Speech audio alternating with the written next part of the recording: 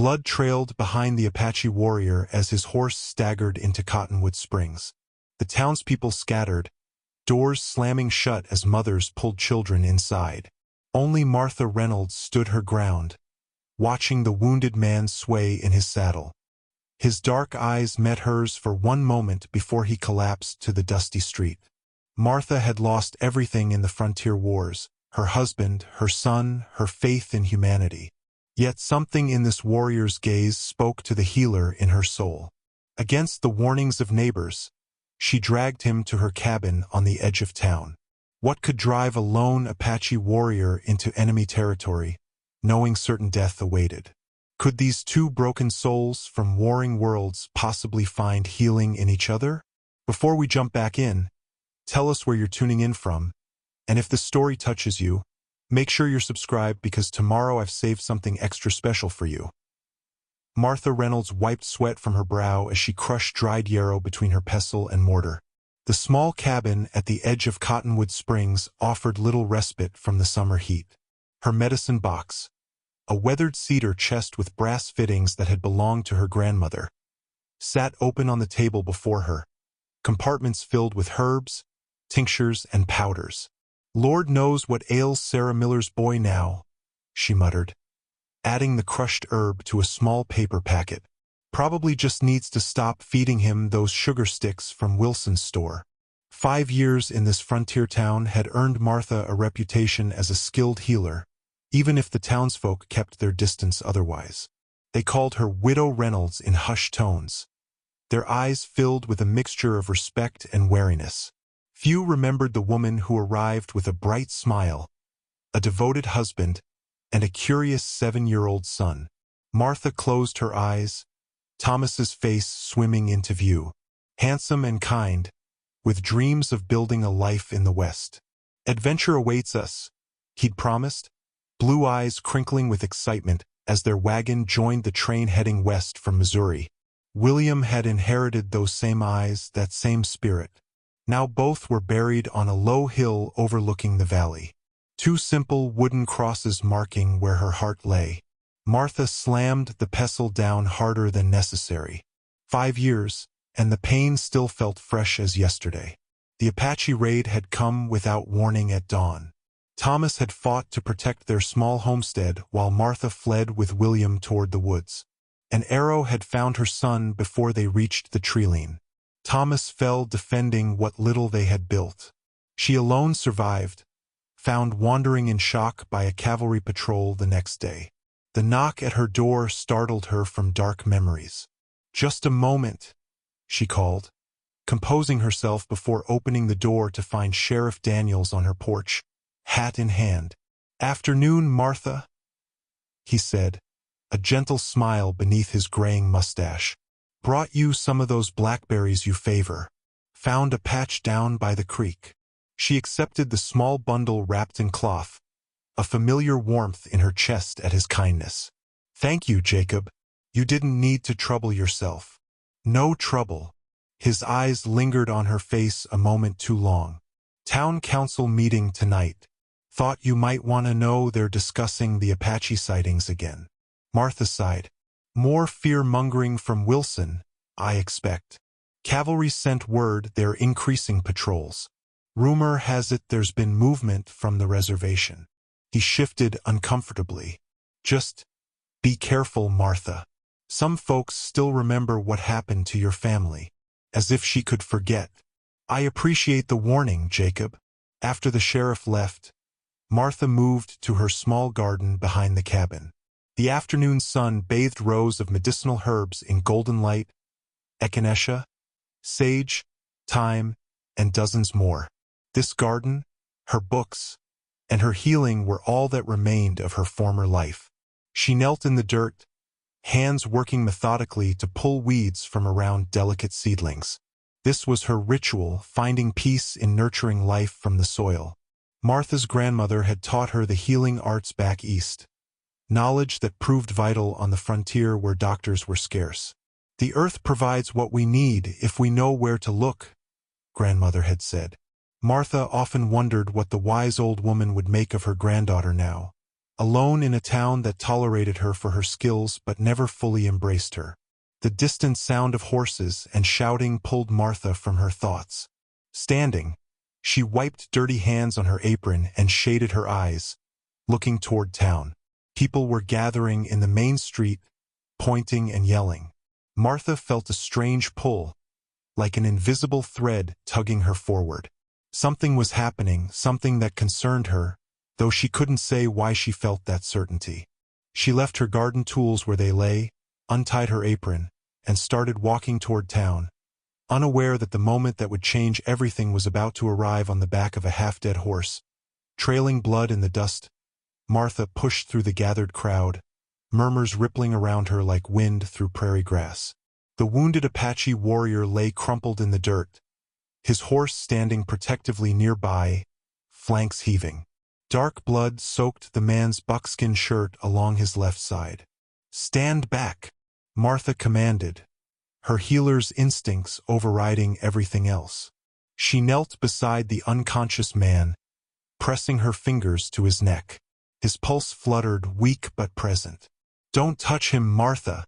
Wilson, the storekeeper, pushed forward, his round face flushed with anger. "That's an Apache. Probably one of the same devils that killed your Thomas and little William." Martha ignored him, examining the wound. "Gunshot, not arrow. Recent.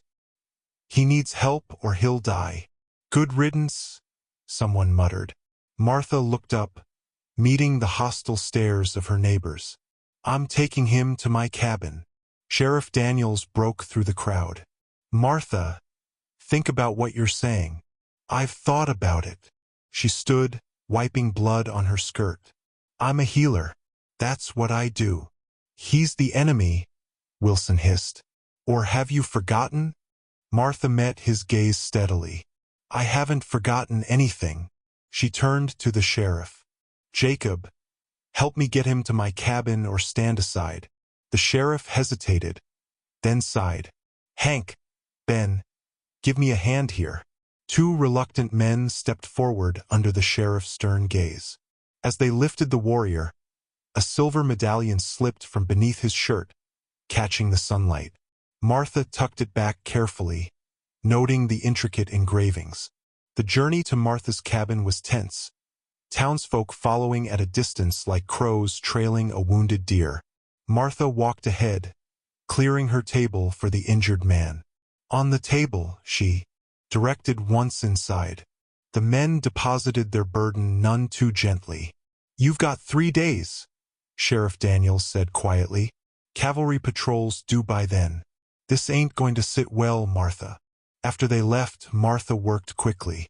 She cut away the warrior's bloodied shirt, revealing a powerful chest covered in scars from previous battles.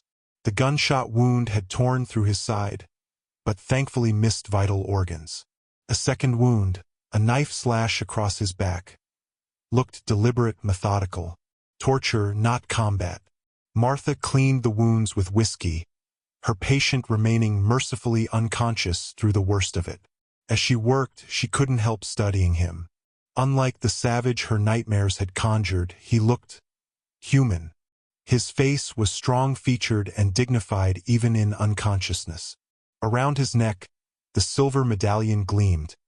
An heirloom, she guessed, handed down through generations. The sound of horses outside interrupted her work.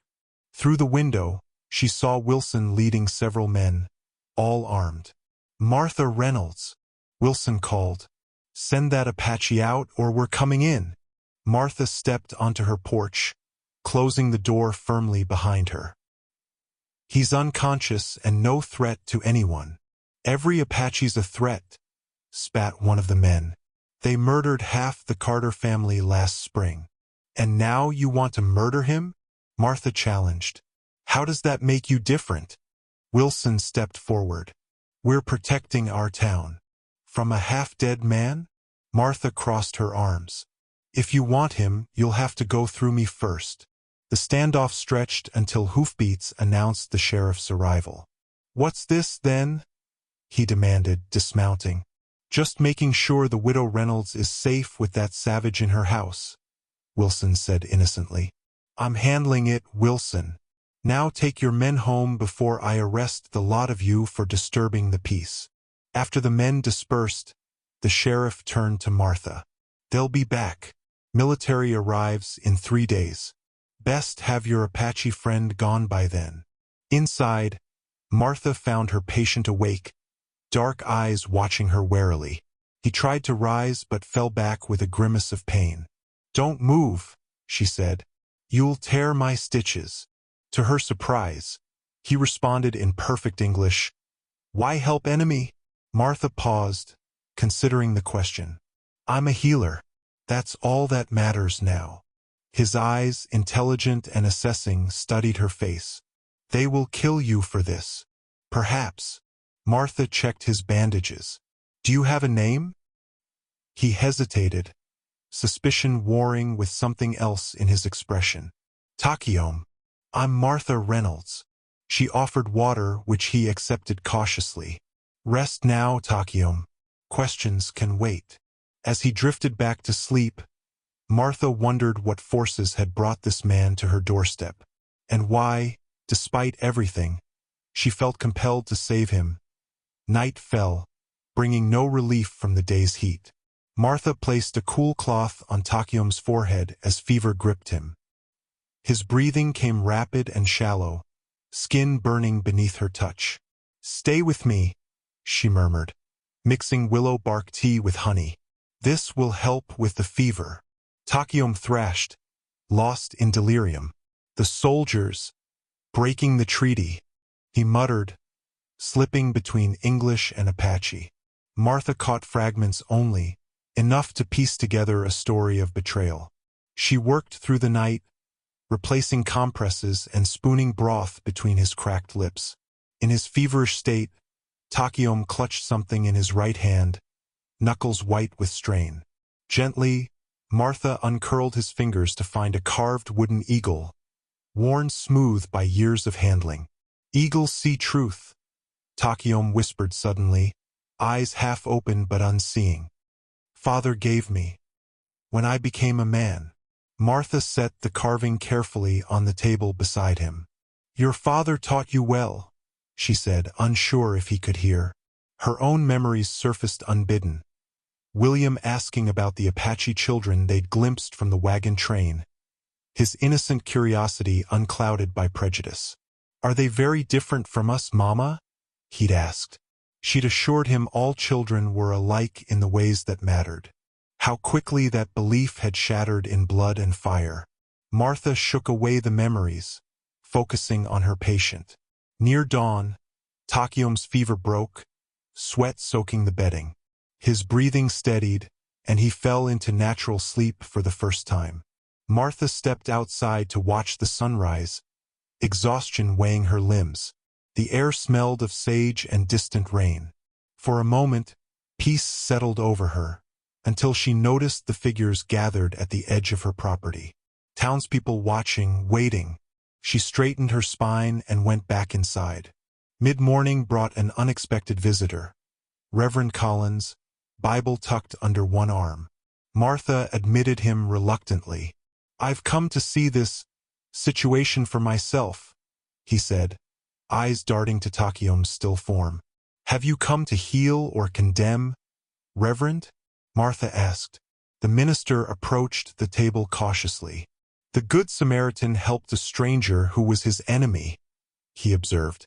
Though I doubt the Samaritan invited that stranger into his home. Perhaps he would have, had the wounded man needed more care, Martha countered. The Reverend studied Takiom's face. He looks peaceful. Not what I expected. What did you expect, Reverend? Horns and a forked tail. Collins had the grace to look embarrassed. The congregation is concerned, Martha. They remember what happened to your family. So do I. Every day. She checked Takiom's bandages. But this man didn't kill my family. How can you be certain? Martha hesitated. I can't. But neither can I turn away someone who needs help. After the Reverend left, Martha bathed Takiom's chest and arms with a damp cloth.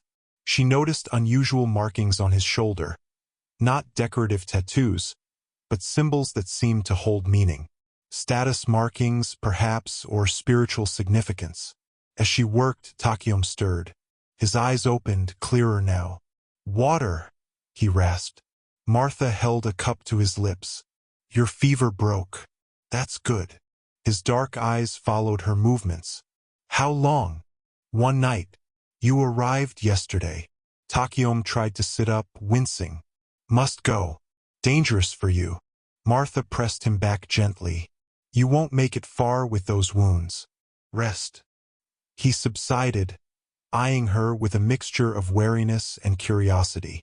"Why does a white woman help Apache warrior?" Before Martha could answer, a sharp knock interrupted them. Sheriff Daniels entered without waiting, his expression grim. "Change of plans," he said. "Fort Braverman sent word. Cavalry's coming tomorrow, not in 3 days." Martha's stomach tightened. "Why?" "Reports of Apache war parties. The whole territory's on alert." His eyes flicked to Takayom. "He conscious now?"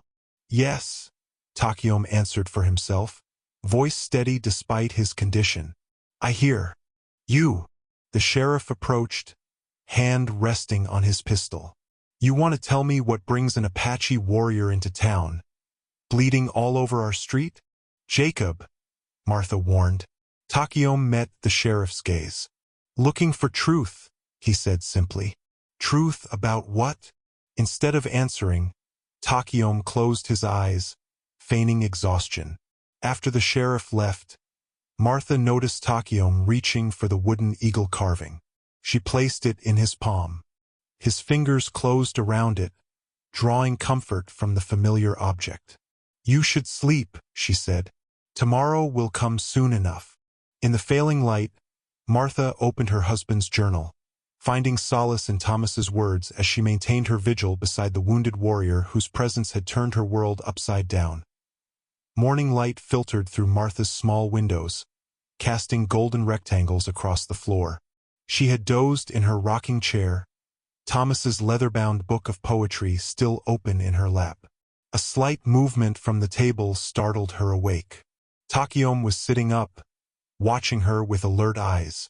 The improvement from yesterday was remarkable.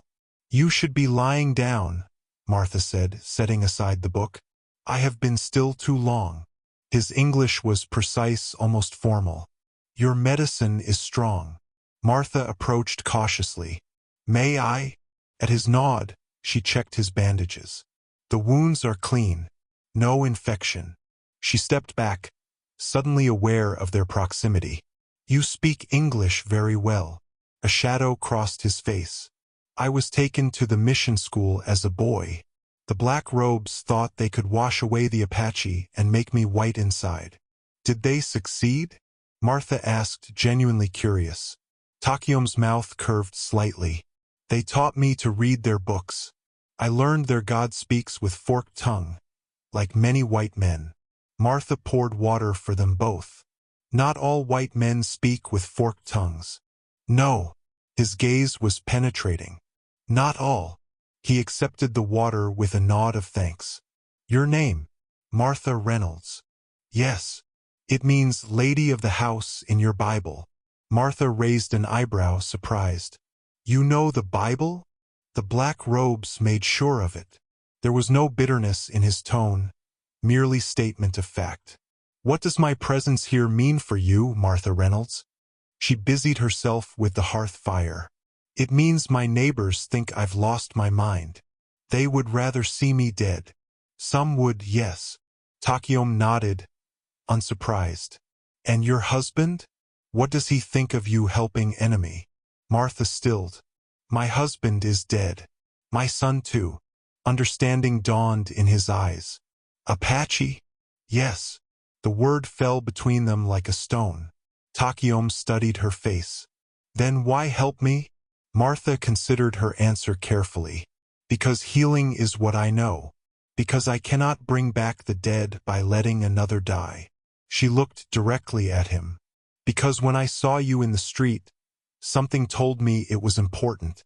Before he could respond, a tentative knock interrupted them. Martha opened the door to find Billy Wilson, the storekeeper's 10-year-old son, clutching a cloth-covered basket. "Ma sent this," he said, eyes wide as he peered around Martha. "Is it true you've got an Indian in there?" "Billy," Martha began, but Takiom's voice came from behind her. "It is true," he said, his tone gentler than Martha had yet heard it. "I am Apache." Billy gaped openly. "Pa says Apaches scalp people." Takiom's expression remained calm. "Some have. Some white men have done worse." Martha accepted the basket, a blueberry pie still warm from the oven. "Thank your mother for me, Billy. That was kind. She said not to tell Pa." Billy lingered, curiosity overcoming fear. "How'd you get shot, mister?" "Billy, that's enough," Martha said firmly. "You'd best get back before your father misses you." After the boy left, Martha set the pie on the table. "Sarah Wilson has a kind heart, despite her husband." Takiom eased himself back down. "The boy has no fear. Good quality." Martha cut slices of pie for them both. "You're good with children." "I was to be a father," he said simply, "before the sickness came."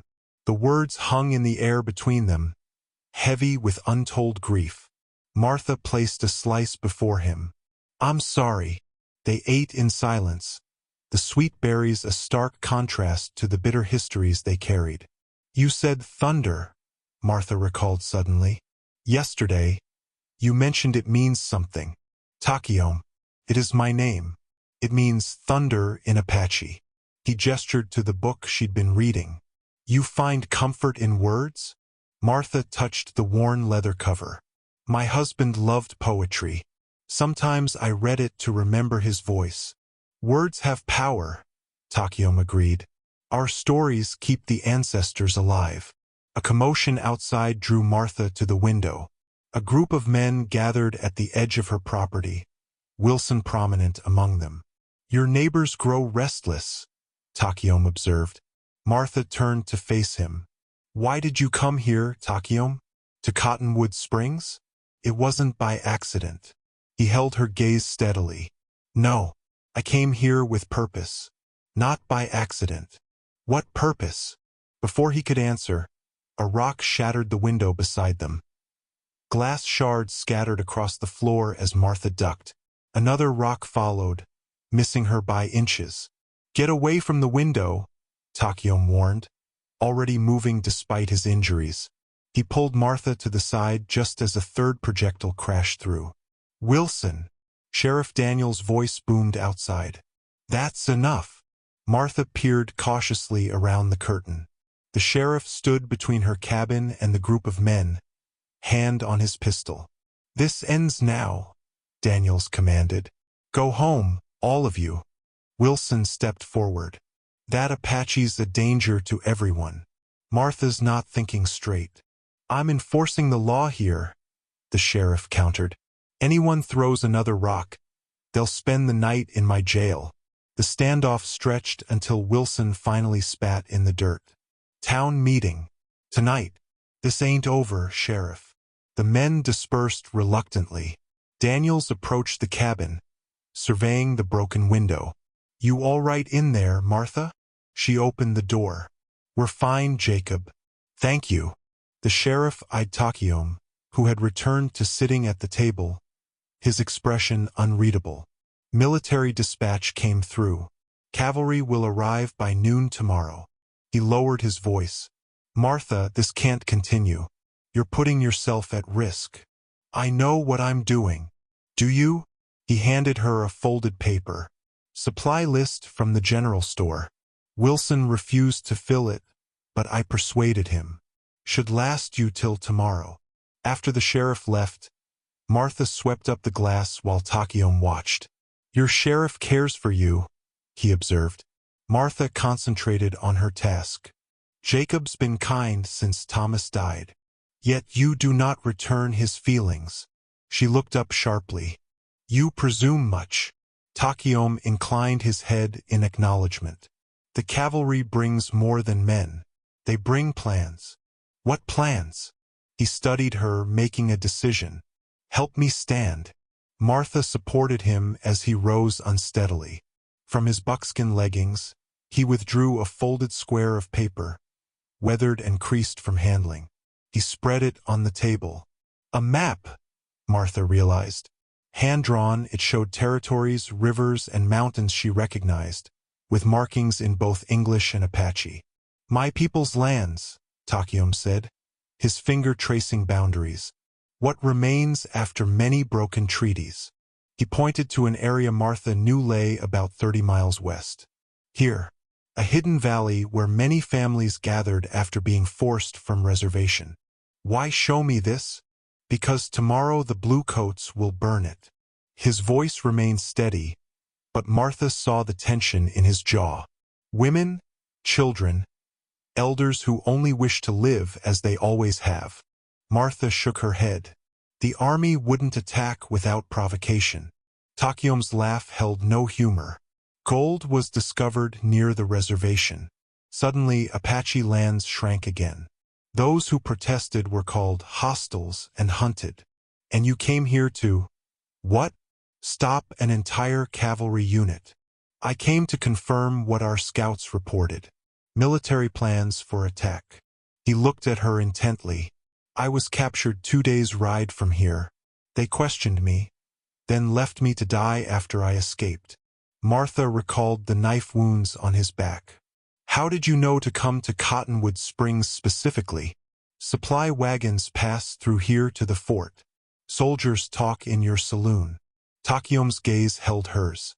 "I did not expect to find help from a woman who lost family to my people." Martha touched the map, fingers tracing the hidden valley. "These are all families? Not warriors. Some warriors to protect, yes, but mostly those who cannot fight. The old, the young." He hesitated. "Like your son." The comparison struck Martha like physical pain. She turned away, moving to her medicine box to hide her reaction. The cedar chest seemed to ground her, connection to a past where right and wrong had seemed clearer. As she organized herbs mechanically, Martha noticed something in the sheriff's pocket when he'd handed her the supply list, the corner of an official-looking document. "Military dispatch," he'd said. The pieces suddenly connected. "The sheriff knows," she said quietly, "about the attack on your people." Takayom watched her carefully. "You saw something?" "A dispatch. Jacob always carries military orders in his inside pocket." She faced Takayom. "I've known him a long time. He doesn't agree with this. Yet he follows orders." Takayom folded the map carefully. "As soldiers always do." Martha stared at the broken window, feeling trapped between worlds. "I need to think." Takayom nodded. "Your people come tomorrow. I should be gone before then." Their eyes met in silent understanding of what remained unspoken. He was still too weak to travel far. Without help, the cavalry would find him. "Rest," Martha said finally. "Your wounds need more time." Outside, the sun began its descent, shadows lengthening across Martha's garden. Time, like hope, was running short. Evening settled over the cabin as Martha prepared a simple stew. The fragrance of sage and onions filled the small space, almost masking the tension that hung in the air. Takayom sat by the repaired window, watchful as a hawk. "You've been quiet," he observed. Martha stirred the pot, buying time. Her thoughts had been in turmoil since seeing the map, since realizing what the cavalry planned. "I'm trying to understand where duty lies." "Duty to whom?" Takayom asked softly. The question cut to the heart of her dilemma. Duty to her town? To the memory of her husband and son? Or to something larger, the healer's oath she'd taken with her grandmother to do no harm? "What will happen to those families if the cavalry attacks?" she asked instead of answering. Takayom's expression darkened. "What always happens? Death. Those who survive, sent to reservations where many die slowly from disease and despair." Martha ladled stew into bowls. "Children too. Children first sometimes. They are the future of the people." He accepted the bowl with murmured thanks. "Your son, William.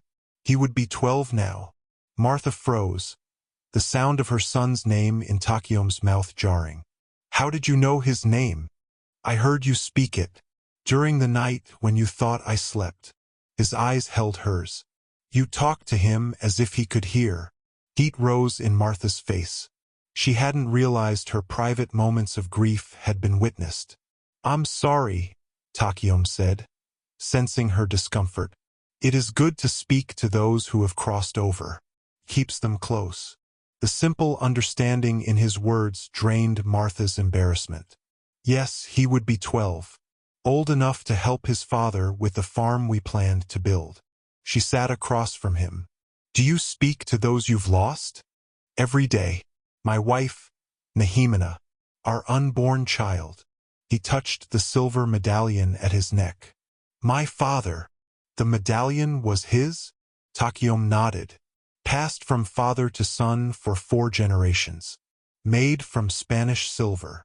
They ate in silence for a while, the shared acknowledgement of loss creating a fragile connection between them. What were they like? Martha asked suddenly. Your wife and father? A gentle light entered Takiom's eyes. My father was stern but just, the best horseman among our people. He taught me to track, to hunt, to understand the language of birds and winds. His fingers brushed the wooden eagle carving. Nehemina was like sunrise, warm, bright. She laughed often, even when life was hard. How did you lose them? My father died fighting soldiers who burned our village when I was 15. Nehemina. Pain flashed across his face. Smallpox brought by traders. Many died. I was away when sickness came. Returned to find graves. Martha thought of her own losses, the shared grief spanning the divide between them. My Thomas was kind, patient. He built things with his hands, furniture, toys for William. He believed the frontier would give us a better life. Her voice softened. William was curious about everything, always asking questions. He wanted to know about your people. Are Apache children like me, Mama? He would ask. And what did you tell him? That all children laugh and play and dream. That we're more alike than different. Martha's throat tightened. I believed that then. It is still true, Takiom said quietly. Martha met his gaze. Is it? After so much blood. Blood doesn't change truth, only how we see it. He set down his empty bowl. Your people call mine savages. My people call yours destroyers of earth. Yet here we sit, sharing food, sharing stories. A loud knock interrupted them. Martha opened the door to find Sheriff Daniels, expression grim. Wilson's gathered half the town at the meeting hall, he said without preamble. They're talking about coming here tonight, taking matters into their own hands. Can you stop them? Martha asked.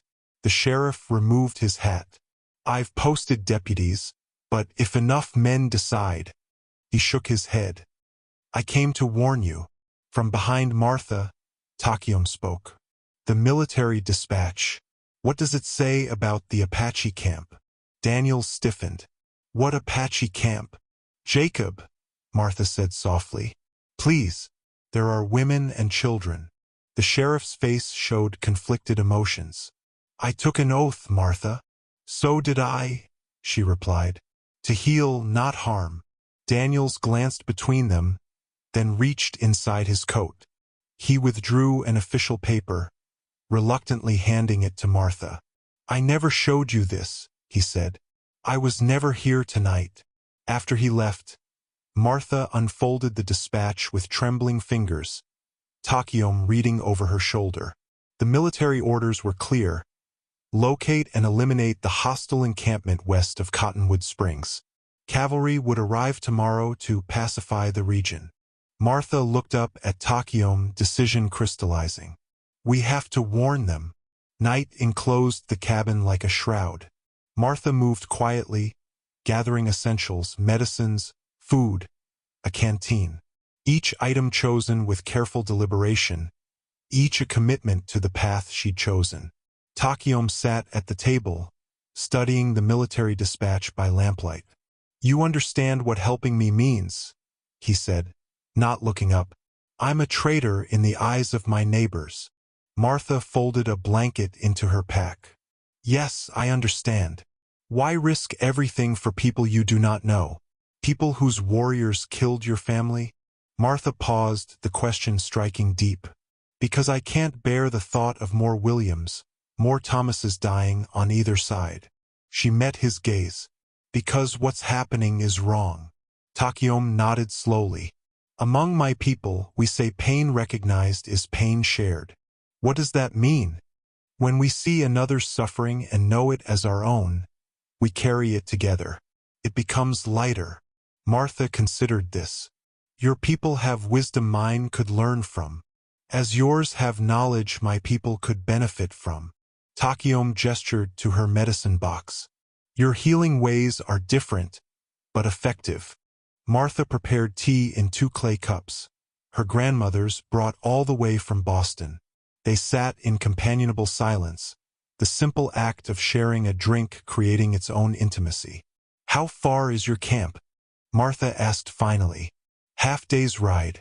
Longer by foot with my wounds. Takiom's expression grew troubled.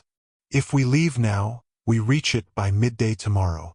After the cavalry passes through town. Yes. The weight of their situation settled between them. Perhaps we can send warning another way, Martha suggested. Takiom shook his head. Who would carry it? Your sheriff has already risked much. We need another plan. Martha paced the small room. The cavalry won't leave until morning. If we knew their exact route. They will follow the creek valley, Takiom said confidently. The only passage for horses through the hills. Martha stopped suddenly. Widow's Creek. It narrows 2 miles west. A rock slide there would force them to detour north, adding hours to their journey. Takiom's eyes gleamed with appreciation. You know the land well. Thomas and I explored everywhere when we first arrived. She didn't add that those had been the happiest days of her life. But causing a rock slide. I know how, Takiom said. With black powder from miners' supplies. Martha's eyes widened. You would need to steal it. Yes. The moral complexities multiplied. No one would likely be hurt by a rockslide away from town. But theft and sabotage crossed lines Martha had never imagined crossing. There must be another way, she murmured. A sound outside silenced them both. Footsteps on the porch. Martha extinguished the lamp as Takiom moved silently to the door, knife in hand. Martha, a child's voice. Are you awake? Billy? Martha breathed, relieved. She relit the lamp and opened the door to find the storekeeper's son, face streaked with tears. What's wrong? Pa's real mad, the boy whispered. Him and the men, they're drinking at the saloon.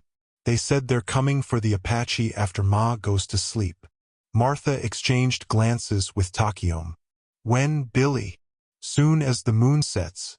Pa said that's when Indians can't see in the dark. The boy looked at Takiom with wide eyes. Is that true? Despite the gravity of the situation, Takiom's mouth quirked. No, little one. We see just fine. Billy nodded seriously. That's what I thought. He thrust a small package into Martha's hands. Ma sent this. Said to be careful. Inside was bread, cheese, and a folded note. Martha read it quickly. Wilson plans trouble tonight. Take the back trail past Weber's farm. God be with you. Tell your mother thank you, Martha said, tucking the note away. Now go home quickly. Don't let anyone see you were here. After Billy left, Martha and Takiom moved with renewed urgency. We leave now, Takiom said. Before moonset. Martha nodded, gathering her pack and medicine box. She glanced around the cabin, the only home she'd known since Thomas died. Everything in it held memories. Takiom watched her. It is hard to leave one's place. It's just a cabin, Martha said, though they both knew it was more. She selected one final item, Thomas's book of poetry, and tucked it into her pack. Takiom retrieved his wooden eagle and silver medallion, then pulled something from his leggings. "For you," he said, offering her a small beaded pouch. "Medicine bag, to protect on journey." Martha accepted it, touched by the gesture. Their fingers brushed, lingering a moment longer than necessary. "The eastern path," she said, collecting herself. "Through the orchard. It's our best chance." Takiom nodded. "I am ready." As they slipped into the darkness, Martha fought the sensation that she was leaving more than a home behind. She was shedding an old self, stepping into unknown territory in more ways than one. Moonlight silvered the orchard as Martha and Takiom moved between the apple trees. Every shadow seemed to harbor danger, every sound a potential threat. Martha led the way, familiar with the path even in darkness. Takiom followed, his movements fluid despite his injuries. "The Weber farm lies beyond that rise," Martha whispered, pointing ahead. "Old man Weber sleeps soundly, but his dogs will alert him." "Dogs I can handle," Takiom assured her. "They smell fear. Show none. They stay quiet." They paused at the orchard's edge. In the distance, lanterns bobbed along the road from town. Wilson and his men, earlier than expected. "They're coming already," Martha breathed. "We need to hurry." As they crossed open ground toward Weber's farm, Martha stumbled over a hidden root. Takiom caught her arm, steadying her. His hand lingered warm against her skin. "Thank you," she murmured, suddenly aware of their proximity. A memory surfaced unexpectedly. Thomas holding her just so, the night they decided to journey west. The recollection brought not pain but a bittersweet warmth. Somehow, it felt right that she remembered him now, as she embarked on another journey into the unknown. They skirted the Weber farmhouse, Takiom true to his word as the dogs merely raised their heads, watching without barking. Beyond the farm lay woodland that would provide cover until they reached Widow's Creek. "Stop there!" The voice cut through the darkness behind them. Martha turned to see Wilson, rifle aimed. Two more men flanked him, similarly armed. "Step away from the savage, Martha," Wilson commanded. "We don't want to hurt you." Takiom pushed Martha slightly behind him, facing the men with dignity. "This woman has done nothing wrong." "Shut your mouth, Apache," Wilson spat. "You've bewitched her somehow." "Martha, think of Thomas and William. Have you forgotten what his kind did?" The silver locket around Martha's neck seemed suddenly heavy. She touched it, the small portraits of her husband and son contained within. "I remember them every day," she said, stepping forward. "But this man didn't kill my family." Wilson's laugh was harsh. "They're all the same. Murderers, the lot of them." "No," Takiom said quietly. "I saw your family's wagon train, Martha Reynolds. 5 summers passed, near Split Rock Canyon." Martha's heart stopped. "What?" "I was scout for my people. I saw your wagon. Saw the boy playing while the man repaired a wheel." Takiom's eyes held hers. "I argued against attack. Said there were children, women. But younger warriors, angry at broken treaties, would not listen." Pain etched his features. "I could not stop them. I tried." Martha's world tilted. For 5 years, she'd carried faceless enemies in her heart. Now one stood before her, claiming he'd tried to prevent the very tragedy that defined her. "You're lying," Wilson said. "Martha, don't listen to his devil's talk." But Martha saw truth in Takiom's eyes. "You were there," she whispered. "You saw my William. Curious boy, yellow hair like sunshine. He was collecting stones by the creek." The detail, so specific, so accurate, broke something in Martha. William had indeed been fascinated by creek stones, filling his pockets until his pants sagged. "I failed your family," Takiom continued. "I carry that. But I will not fail others if I can help it." Martha fought tears, emotions warring within her. Grief, anger, confusion, and something else she couldn't name. "Don't move," Wilson shouted as Martha stepped closer to Takayom. "He's telling the truth," she said. "And I'm going with him." "Then you're a traitor." Wilson raised his rifle higher. The crack of a different gun made them all jump. Sheriff Daniels emerged from the trees, his pistol smoking from a shot fired skyward. "That's enough, Wilson," he said firmly. "Go home." "You're taking their side?" Wilson's face contorted in disbelief. "I'm keeping the peace, and preventing you from doing something you'll regret." The sheriff's gaze shifted to Martha. "Billy came to me, said his mother was worried." "Jacob," Martha began. "Don't." He cut her off. "Don't tell me where you're going. I don't want to know." To Takayom, he added, "There's a horse tied at the south edge of Weber's property. Take it." Wilson's men lowered their rifles, uncertain now that the sheriff had intervened. "This ain't right," Wilson protested. "They're warning the Apache. It's treason." "Go home to your wife, Wilson," Daniels said wearily. "Let the army handle the Apache. That's their job, not yours." He turned back to Martha. "You have until dawn. Then I have to report the horse stolen and you missing." Martha's throat tightened. "Thank you, Jacob." "Don't thank me." His expression was pained. "Just be careful. Both of you." As they hurried toward the promised horse, Martha's mind reeled from Takayom's revelation. He had been there, had seen her family, had tried to save them. "You knew who I was," she said as they reached the horse. "When you first woke in my cabin, I recognized your eyes," Takayom admitted. "I saw you from distance after the attack, searching for survivors." Martha untied the horse, a sturdy bay gelding. "Why didn't you tell me sooner? Would you have believed me?" Takayom asked softly. "Or would you have seen only the enemy?" Martha had no answer. In the distance, Wilson's angry voice faded as the sheriff led the men back toward town. "We should ride," Takayom said. "Widow's Creek is still far." As they mounted together, the horse bearing their combined weight, Martha felt the silver locket against her skin, past pressing against present. As they rode into an uncertain future, they reached Widow's Creek as false dawn painted the eastern sky. The rushing water cut through rocky terrain, creating natural passages between steep embankments. Martha dismounted stiffly, legs aching from hours of riding double.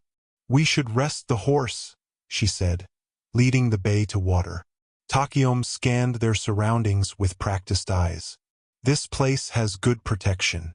Water, high ground to watch from." He gestured to a rocky outcrop. "From there, we can see anyone approaching." Martha unpacked food, Sarah Wilson's bread and cheese, still wrapped in cloth. They ate in silence, both processing the night's revelations. "The locket," Takayom said finally, nodding to the silver chain visible at Martha's neck. "It holds your family's faces?" Martha hesitated, then opened the small silver oval. Inside were miniature portraits, Thomas on one side, William on the other. She held it out for Takayom to see. He studied the images with solemn respect. "The boy has your eyes. The man, a kind face. They were my world," Martha said softly. "And now you help the enemy who failed to save them." Takayom's tone held no judgment, merely acknowledgement of the irony. "Are you the enemy?" Martha asked. "I'm not sure I know anymore." Before Takayom could respond, the distant sound of horses made them both tense. He moved swiftly to the outcrop, Martha following. Below, on the main trail, rode Sheriff Daniels with 3 deputies. They moved with purpose, following the clear tracks left by Martha and Takayom's horse. "He betrayed us," Martha whispered, shock and hurt washing through her. Takayom's expression remained impassive. "He is a man caught between loyalties, like many." "We need to move," Martha said, already hurrying back to their horse. "If Jacob found our trail so easily, others will too." They mounted quickly, Takayom taking the reins this time. Instead of following the creek, He guided the horse up a rocky slope where they would leave fewer tracks. "The cavalry will have reached town by now," Martha said as they crested the ridge. "We're running out of time." Looking back, she could see Cottonwood Springs in the distance, morning sun glinting off windows. A dark line of riders approached from the east, the cavalry, right on schedule. There, Takayom pointed west, to a thin column of smoke barely visible against the sky. "My people's camp. Still half-day's journey." Martha squinted at the horizon. "Will your people welcome a white woman?" "They will welcome one who helps warn them," Takayom replied, though something in his tone suggested uncertainty. They pushed on, taking a winding path through hills where the horse struggled over rough terrain. By mid-morning, heat beat down mercilessly. Martha shared water from her canteen, conscious of their dwindling supplies. "Your wounds," she said, noticing fresh blood seeping through Takayom's bandages. "We should stop and change the dressing." "No time," he replied, though pain lined his face. A gunshot echoed from behind them, the sound bouncing between hills. Martha turned to see riders in the distance, not the sheriff's small party, but uniformed soldiers. The cavalry had picked up their trail. "They're following us," she said, fear tightening her chest. Takayom urged the tired horse forward. "They must have met your sheriff, taken over the pursuit." Another shot rang out, closer this time. Their horse whinnied in fright. "This way." Takayom guided them down a steep embankment toward a stand of cottonwoods. "We can lose them in the trees." The horse stumbled on loose rocks, nearly sending them both tumbling. Martha clung to Takayom as he fought to keep the animal upright. They reached the trees just as more shots sounded. Dismounting quickly, they led the exhausted horse deeper into the grove. The welcome shade offered momentary relief, but little security. "The horse leaves clear tracks," Takayom said, making a quick decision. "We continue on foot." "Will we reach your people in time?" Martha asked. "We must try." He removed his possessions from the horse, then slapped its rump, sending it galloping away as a diversion.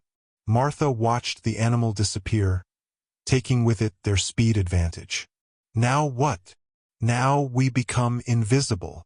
Takayom led her to a small stream running through the cottonwoods. "Water leaves no trail."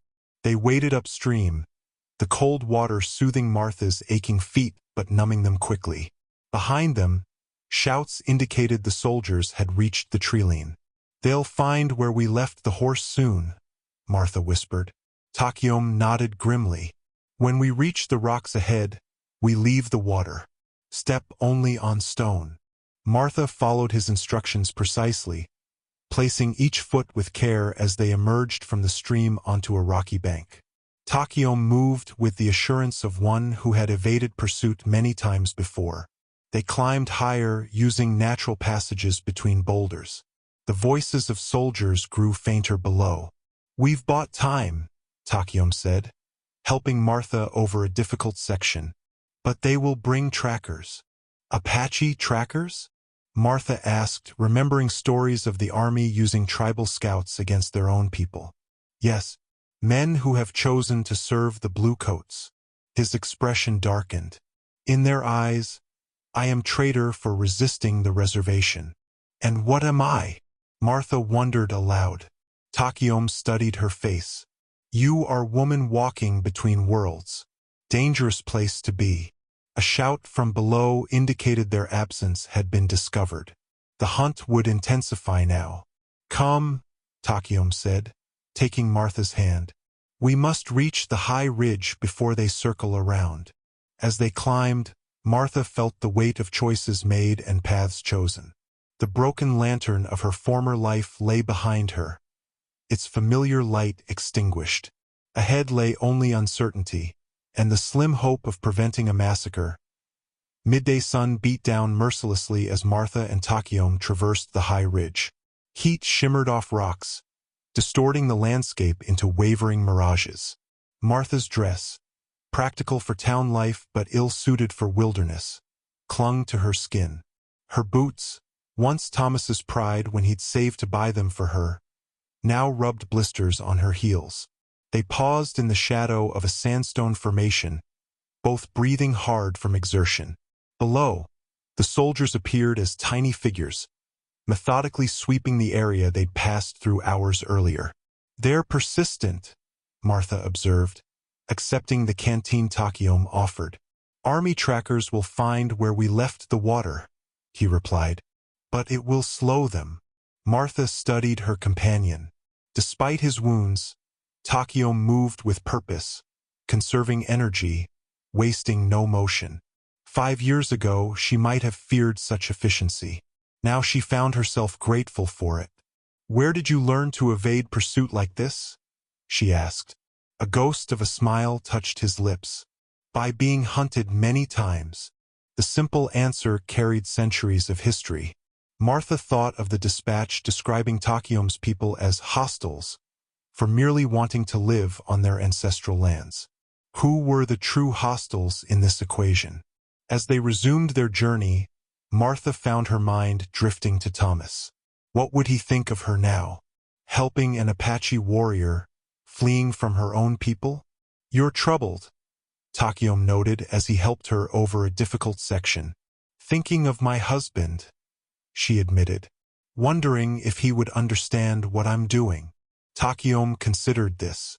The man who wished to build new life for his family, would he want others to lose that chance? The question struck Martha with unexpected clarity. Thomas had always judged people by their actions, not their origins. He dreamed of a homestead where William could grow up free from the prejudices of the East. "No," she said finally. He wouldn't. They traveled in silence for a time, Martha's thoughts turning to practical matters. Her small medicine box bounced against her hip with each step. Inside were remedies she'd prepared for various ailments. Feverfew for headaches, yarrow for wounds, willow bark for pain. During a brief rest, Martha unfolded a square of buckskin from her pocket and began working with a needle and sinew thread she always carried. Her fingers, skilled from years of fine needlework, moved steadily despite her exhaustion. Takayom watched with interest. "What are you making?" "A medicine pouch," she explained, showing him the half-finished design. "Like yours, but with my own patterns." She had incorporated elements she'd observed on Takayom's belongings, geometric shapes reminiscent of mountains and rivers, alongside the floral designs she'd learned from her grandmother. "It bridges our traditions," Takayom observed. "Like you." Martha hadn't thought of it that way, but he was right. The simple craft project had become something more, a physical manifestation of her journey between worlds. "Will your people accept such mixing?" she asked. "Some will not," he answered honestly. "Others understand the world is changing, that we must find new paths forward while honoring old ways." Martha tied off the final stitch, the small pouch complete. She filled it with herbs from her medicine box, a practical talisman for whatever lay ahead. Around mid-afternoon, they reached a vantage point overlooking vast stretches of territory. In the distance, the thin smoke column from the Apache camp was now clearly visible. "We're getting closer," Martha said with relief. Takayom's expression remained grave. "The soldiers move fast. They may circle ahead if they guess our destination." A distant glint of metal in the western foothills confirmed his fears. Another cavalry detachment, approaching the Apache camp from the opposite direction. "They're going to surround the camp," Martha realized with horror. "Yes." Takayom's jaw tightened. "We must find another way." As they descended into a ravine, Martha was struck by how completely her world had transformed in just 2 days. The woman who had tended her garden in Cottonwood Springs seemed a stranger now, someone from another life, with simpler concerns and clearer boundaries. Here in the wilderness, those boundaries blurred. Enemy became ally. Healer became fugitive. Widow became... what? Martha wasn't certain anymore. One thing remained clear, the certainty that she was following the right path, regardless of its dangers. The half-finished beaded bracelet in her pocket, begun during those uncertain hours in her cabin, remained a reminder of her commitment to this new direction. Night would fall soon. They needed shelter, rest before the final push to the Apache camp. Takayom led them to a protected hollow where rock formations created a natural windbreak. "We will start again before first light," he said, gathering brush for a small, smokeless fire. "The camp is perhaps 3 hours from here." "Will we make it in time?" Martha asked. Takayom met her gaze steadily. "We will try. That is all anyone can do." As darkness enveloped them, Martha found herself studying Takayom's profile in the faint firelight. The face that had once represented her deepest fears now symbolized hope. Hope that understanding could overcome hatred, that healing could triumph over hurt. When Takayom caught her watching him, Martha didn't look away. Something unspoken passed between them, a recognition of how far they'd traveled together. In more ways than one. Dawn was still a promise on the horizon when they set out, stars fading overhead. Takayom moved with renewed urgency, his injuries seemingly forgotten in the face of greater purpose. Martha followed, her body aching but her resolve firm. "Widow's Creek lies beyond that ridge," Takayom said, pointing to a dark line against the lightening sky. "From there, we can reach my people before the soldiers." Martha adjusted the small medicine pouch she'd fashioned, now hanging alongside her locket. The herbs inside, a careful selection from her dwindling supplies, might prove vital in the hours ahead. "What will your people do when warned?" she asked. "They cannot fight the entire cavalry. They will scatter to higher mountains, places where horses cannot follow," Takayom replied. "It is an old way of survival." "And you?" Martha's question held layers of meaning. Takayom paused, looking back at her. "I go where I am needed." They traveled in silence after that, each step bringing them closer to the creek that marked the boundary between settled lands and wilderness. Martha felt the significance of this crossing, both physical and symbolic. As the sun breached the eastern horizon, casting long shadows across the terrain, Martha caught movement in the rocks ahead. She froze, touching Takayom's arm in warning. He nodded, having already spotted the danger. "Scouts," he whispered. "Army. 2 men. Will they see us?" "Already have." Takayom pulled her into the shadow of a boulder. "They wait ahead, prepared." Martha's heart pounded. "Can we go around?" "No time. Creek is only safe crossing." He assessed their options with practiced efficiency. "I will draw them away. You continue to the camp." "No," Martha protested. "We stay together." "My people will not trust you alone," Takayom said simply. "They must see you with me." Martha understood the logic but feared the risk. "They'll shoot you on sight." "Perhaps." His hand touched hers briefly. "We all face death eventually, Martha Reynolds." The casual acceptance in his tone struck her. This man had lived with death as a constant companion, had survived when many around him had not. "Wait," Martha said, an idea forming. "Let me approach them. They will arrest you. Or they'll listen." She straightened her dress, assuming the bearing of the respectable widow she'd been just days ago. "They won't shoot a white woman." Takayom studied her face, then nodded once. "I will circle behind. If they harm you, they die." The simple declaration should have frightened her. Instead, Martha found comfort in his protection. She emerged from cover, hands visible, walking steadily toward where the scouts waited. As expected, 2 uniformed men rose from concealment, rifles raised. "Ma'am, stop right there," one called.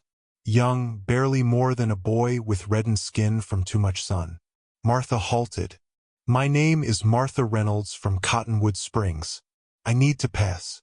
"You're the woman traveling with the Apache," the second scout said, older and weathered. "Sheriff sent word. You're to be detained." "There's going to be a massacre," Martha said clearly. "I'm trying to prevent it."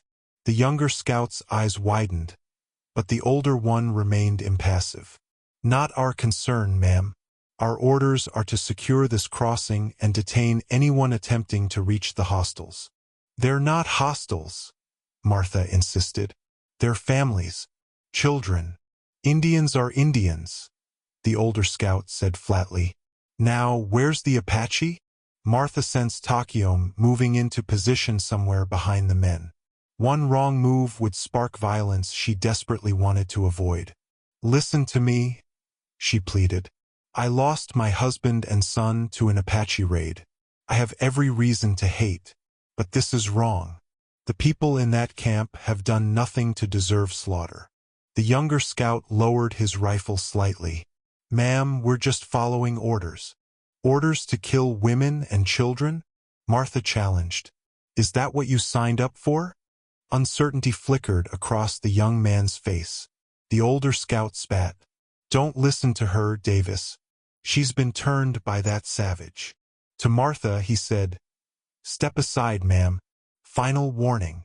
Martha stood her ground. "I cannot." The scout raised his rifle.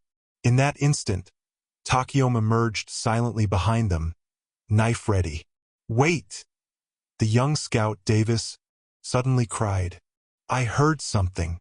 He pointed east, away from Takayom. "Over there." The older scout turned, momentarily distracted. Davis's eyes met Martha's, a clear message in them. He knew Takayom was there and had chosen not to reveal him. "Go check it out," the older scout ordered Davis. "I'll keep an eye on the woman." As Davis moved away, he deliberately kept his back to Takayom, giving them their chance. Martha held her breath, watching Takayom slip closer to the remaining scout. In one swift motion, Takayom struck, not to kill but to disable. The scout crumpled unconscious to the ground. Davis turned back, rifle lowered. "You didn't kill him," the young soldier observed, surprised. "More death solves nothing," Takayom replied. Davis looked between them, conflict evident on his youthful face. "They'll court-martial me for this." "Only if they know you helped," Martha said gently. "You could have been overcome, like your companion." Understanding dawned in Davis's eyes. "I'd better be unconscious too, then." "Thank you," Martha said. Davis nodded once. "Make it look good." Takayom obliged with a precise blow that sent the young man into temporary oblivion without lasting harm. "We must hurry," Takayom said, already moving toward the creek. "Others will come when these do not report." As they reached Widow's Creek, sunlight sparkled on the rushing water. Martha paused at the edge, feeling the weight of the choice before her. Behind lay everything familiar, imperfect but known. Ahead lay uncertainty, danger, and no guarantee of welcome. "Having doubts?" Takayom asked. Martha touched the medicine pouch at her neck, then the locket beside it, past and present hanging together against her heart. "No," she said with quiet certainty. "No doubts." They crossed the creek together, water swirling around their legs, a baptism into a new existence. The terrain beyond Widow's Creek changed dramatically. Scrubby pines gave way to red rock formations jutting from the earth like ancient bones. They traveled through what settlers called no man's land, a disputed territory claimed by both sides but truly belonging to neither. "This area has seen much bloodshed," Takayom said as they navigated a narrow passage between towering stone walls. "Apache, Navajo, white settlers, all have died here." Martha felt the weight of that history with each step. "Yet it's beautiful," she observed, noting how sunlight painted the rocks in shades of amber and crimson. "Beauty and death often walk together," Takayom replied. He paused, studying the path ahead. "The camp lies in a valley beyond those hills. We must be careful now. The army will have scouts positioned throughout this area." They moved with heightened caution, Takayom frequently stopping to examine tracks or listen for distant sounds. Martha followed his lead, learning to step where he stepped, to move when he moved. "Like this," Takayom demonstrated, placing his foot on stone rather than soil that would hold footprints. Always think of what you leave behind. The lesson extended beyond tracking, Martha realized. What would she leave behind in this life? What marks would remain to show she had passed this way? Midday brought them to a precarious ledge overlooking a steep drop. The path narrowed to barely a foot wide, with sharp rocks below. Martha hesitated, vertigo making her head swim. "I don't think I can," she admitted. Takayom turned back, assessing the situation. "I will help you." He extended his hand. "Trust me." Martha took his hand, warm and calloused against her palm. His grip was firm, steadying as she inched forward. When the path grew too narrow for side-by-side travel, Takayom positioned himself behind her, one hand at her waist. "Look forward, not down," he instructed, his breath warm against her ear. They navigated the ledge together, his body providing balance and security. The simple physical contact, something Martha had been without since Thomas died, affected her more than she expected. Human touch, she realized, was a medicine all its own. When they reached safer ground, Martha found herself reluctant to break the connection. Takayom seemed to understand, his hand lingering at her waist a moment longer than necessary. "Thank you," she said simply. "We help each other," he replied. "That is how we survive." From her pack, Martha retrieved Thomas's old brass compass. Though she'd brought it for practical purposes, it had become something more. A symbol of finding her way in unfamiliar territory, both geographical and emotional. "My husband used this when we first came west," she explained, showing Takayom how it worked. "He said as long as we knew which way was true north, we could never be truly lost." Takayom examined the instrument with interest. "My people navigate by stars, sun, landmarks. But this is useful when clouds hide the sky." "Take it," Martha offered impulsively. "It might help on the journey ahead." Takayom hesitated, then accepted the gift with obvious appreciation. "I will return it when you need it again." The implication that their paths would continue to cross after reaching the Apache camp hung between them, unaddressed but acknowledged. Their journey resumed with renewed urgency. In the distance, a faint rumble reached them, thunder, or perhaps the drums of cavalry hooves. Martha couldn't tell, but either meant danger approaching. "We must move faster," Takayom said, echoing her thoughts. As they hurried through a narrow canyon, the baying of hounds echoed off the stone walls, tracking dogs, closing in on their scent. "They're following us," Martha said, fear tightening her chest. "Yes." Takayom scanned their surroundings, quickly forming a plan. "This way." He led her to a small stream cutting through the canyon floor. "Water will mask our scent temporarily. We follow it upstream." They waded through knee-deep water, the cold numbing Martha's legs but providing precious concealment from the dogs. The stream led them to a series of stepped pools, each higher than the last, forming natural barriers they had to climb. Takayom helped Martha up each one, his own wounds clearly paining him, though he made no complaint. His strength and endurance impressed her. Not just physical fortitude, but the mental resilience that drove him forward despite all obstacles. At the uppermost pool, they found themselves in a grotto of sorts, a hollow space behind a small waterfall invisible from below. Takayom pulled Martha inside just as voices echoed up the canyon. "Perfect hiding place," Martha whispered, relieved. "My father showed me this place as a boy," Takayom replied. "Many Apache have sheltered here over generations." They pressed against the damp rock wall as soldiers and dogs passed beneath their position. The dogs whined in confusion, having lost the scent at the water's edge. "They've gone into the water," one soldier called to others. "Fan out. Check both directions." Martha and Takayom remained motionless, barely breathing as the search continued below. Water dripped steadily from Martha's sodden dress, her teeth chattering silently from cold and fear. Takayom moved closer, sharing warmth. His arm encircled her shoulders, and Martha found herself leaning into him, grateful for the comfort of another human being in this moment of danger. "They will move on soon," he murmured. "Then we continue to my people." Martha nodded, suddenly struck by the strange turns of fate that had brought her here. Sheltered in an Apache hiding place, pursued by her own kind, finding comfort in the arms of a man who represented everything she'd once feared. "What happens when we reach your camp?" she asked softly. Takiom's expression grew solemn. "I cannot promise how they will receive you, but I will speak for you. Tell them what you have risked to help us."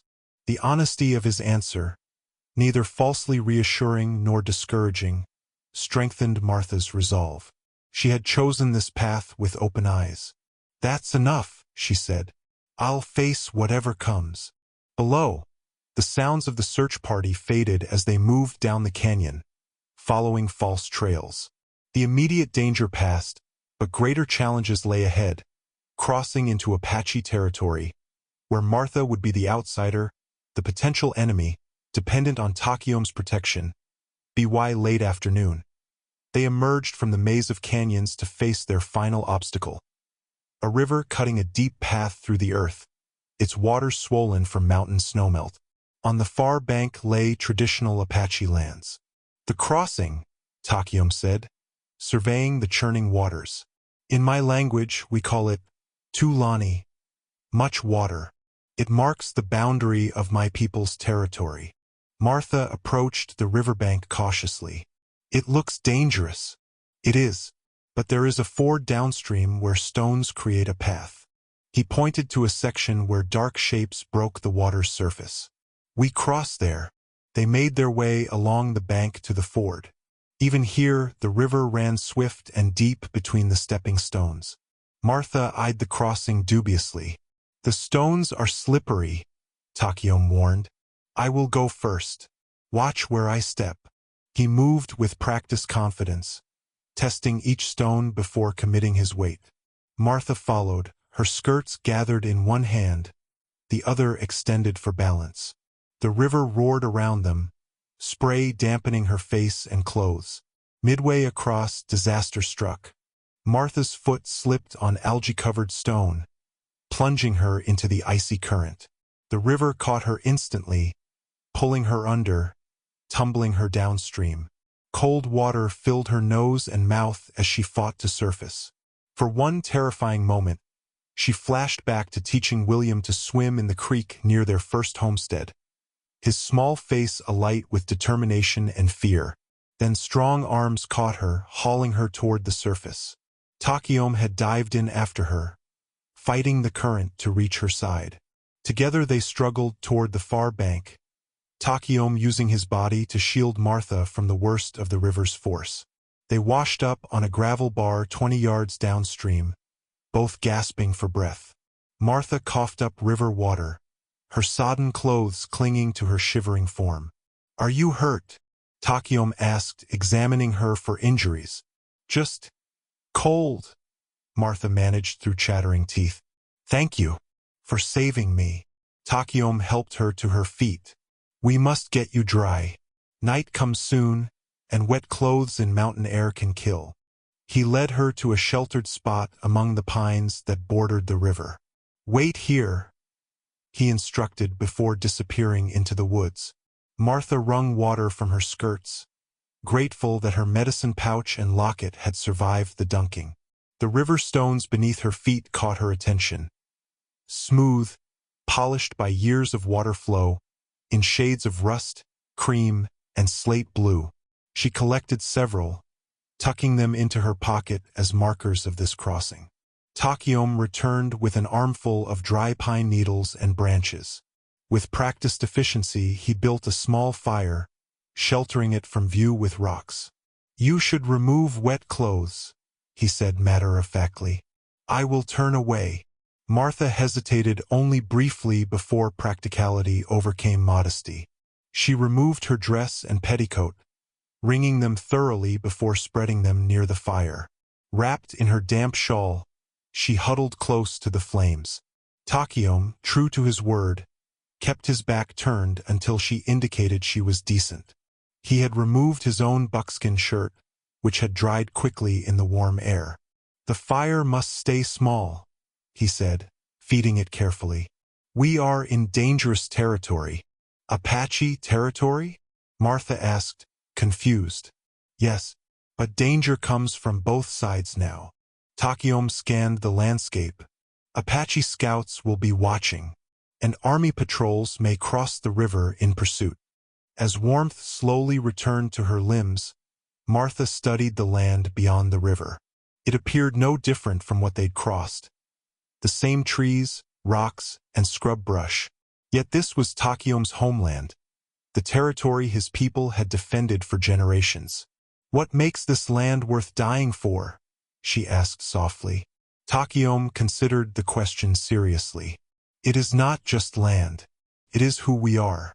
Every mountain, every stream holds stories of our ancestors. The plants that heal, the animals that sustain us, we know them as friends. To lose this place is to lose ourselves." Martha thought of her own cabin, the garden she'd tended, the grave markers on the hill. Simple things that had rooted her to Cottonwood Springs. "I understand that," she said, "more than I once did." As dusk approached, movement on a distant ridge caught their attention. Takayom tensed, then relaxed slightly. "Apache scouts," he confirmed. "They have seen us." "Will they help us?" Martha asked. "They will report to elders first. We must prove we are not a threat." He stood, making a series of hand gestures toward the ridge. After a moment, a signal returned. "They will approach. Be still. Let me speak first." Martha's heart pounded as three figures materialized from the landscape. Men on foot, moving with almost supernatural silence. They carried rifles but approached cautiously rather than with immediate hostility. Takayom spoke in Apache, his voice carrying authority despite his wounds and exhaustion. The scouts responded tersely, eyes never leaving Martha. "What are they saying?" she whispered. "They ask why I bring a white woman to our territory. I tell them you helped me escape, that you come to warn of soldiers planning to attack the camp." Takayom continued the conversation, gestures becoming more emphatic. One scout stepped forward, speaking directly to Martha in halting English. "You, why help Apache?" Martha met his gaze steadily. "Because it's right. Your families don't deserve to die for wanting to live freely." The scout studied her face, searching for deception. Finding none, he turned back to Takayom. More rapid conversation followed before the scout gave a sharp nod. "They will take us to the village," Takayom translated. "But you must be blindfolded." "I understand," Martha said, accepting this precaution. As one scout bound a cloth over her eyes, Martha felt Takayom's hand briefly touch hers, reassurance in the darkness that was to come. With her sight removed, other senses heightened. The river stones in her pocket clicked softly as she moved, reminders of the boundary she had crossed, both literal and figurative. There would be no turning back now. The blindfold remained in place as Martha was led through what felt like winding paths and narrow passages. Takayom stayed close, occasionally guiding her with a touch to prevent stumbling. The journey continued for what seemed hours, though Martha suspected they were taking an indirect route to confuse her sense of direction. Finally, they stopped. The cloth was removed from her eyes, and Martha blinked in the fading daylight. Before her lay a hidden valley, sheltered by towering red cliffs on three sides. Nestled within were perhaps 24 wickiups, dome-shaped dwellings covered with brush and hides. Smoke rose from cooking fires, and children paused in their play to stare at the stranger in their midst. "The winter camp," Takayom explained quietly. "Not our permanent village, but safer from army patrols." Martha felt the weight of dozens of eyes upon her, wary, suspicious, some openly hostile. Women gathered children behind them. Men moved closer, hands near weapons. Takayom spoke to the gathering crowd in Apache, his voice strong despite his exhaustion. Martha recognized only her name amongst the flow of unfamiliar sounds. The crowd parted as an elderly man emerged from the largest wickiup, his face deeply lined, his bearing dignified despite stooped shoulders. "My uncle," Takio murmured to Martha, "a respected elder." The old man approached slowly, studying Martha with piercing black eyes that missed nothing. He spoke to Takio, who responded with deference. "He asks why you have come," Takio translated. "I have told him about the soldiers, but he wishes to hear from you." Martha straightened her spine, meeting the elder's gaze directly. "Please tell him I came to warn his people of danger. The army plans to attack this camp tomorrow." As Takio translated, murmurs spread through the gathered Apache. The elder raised a hand for silence, then spoke again. "He asks what benefit you seek from this warning," Takio said. "What do you want in return?" "Nothing," Martha replied. "I want no more deaths, no more orphan children or grieving parents, on either side." When Takio conveyed her words, the elder's expression remained impassive, but something flickered in his eyes. Assessment, perhaps even grudging respect. An older woman pushed forward from the crowd. Unlike the others, she approached Martha directly, circling her with evaluating eyes. She reached out suddenly, touching Martha's medicine pouch, then the locket at her neck. "Namid," Takio explained, "our most respected healer." The woman, Namid, spoke rapidly to Takio, who seemed surprised by her words. "She says you carry medicines she recognizes," he translated, "and that you bear the mark of one who has lost children." Martha touched her locket instinctively. How could she know that? "Namid sees what others do not," Takio said simply. The elder spoke again, this time at length. Takio listened carefully before turning to Martha. "My uncle says you will stay with us tonight. Tomorrow, when we confirm your warning about the soldiers, we will decide what to do with you." His expression softened slightly. "It is better than I hoped for." Martha understood she remained a prisoner, if a somewhat privileged one. The elder made a final pronouncement before returning to his wickiup. "He has placed you under my protection," Takio explained. "You are my responsibility." The crowd dispersed slowly, still watching Martha with a mixture of curiosity and suspicion. Children peered from behind their mothers, some making gestures to ward off evil. Namid, however, remained. She spoke to Takio, who nodded. "Namid invites you to the women's fire," he translated. "A great honor. She wishes to know of your healing ways." "Will you come?" Martha asked, suddenly reluctant to be separated from her only ally. "No. Men do not go to the women's fire." Takio's mouth quirked slightly. "But Namid will protect you. She is formidable." As if understanding, the older woman took Martha's arm in a firm grip, leading her toward a fire where several women worked preparing food. They stopped their tasks to stare as Martha approached. Namid spoke sharply, and the women reluctantly made space. One handed Martha a blanket, beautifully woven with geometric patterns in red, black, and white.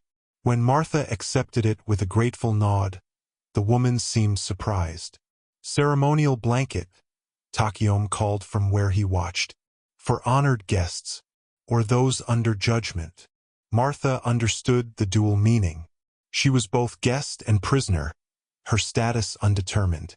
The blanket settled around her shoulders like a physical manifestation of her uncertain position. Namid indicated Martha should sit.